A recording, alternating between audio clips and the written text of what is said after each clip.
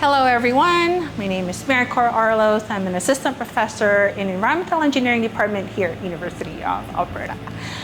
So when we assess water and how clean water is, we look at many different ways. One of them is, are there bugs living in the water?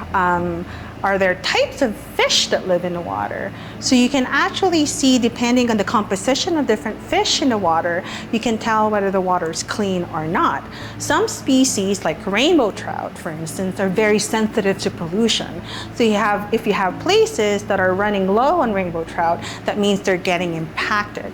But there are also some places, or some fish, that actually can survive really, really nasty type of environment. So by just looking at the population or the type and the composition of different fish in a river system or a lake system, you can sort of decide or understand whether the water is perfect for their habitat or not. So sometimes you don't have to go out in the water or in the wild to figure out whether the water is clean or not.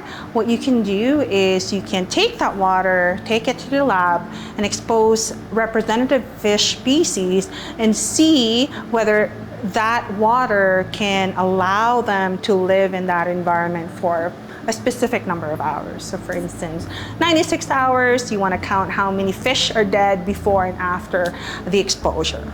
So based on that, you can take the information that you learn from the field and the information that you learn from the lab and assess whether the water is safe for our fish and other aquatic ecosystems.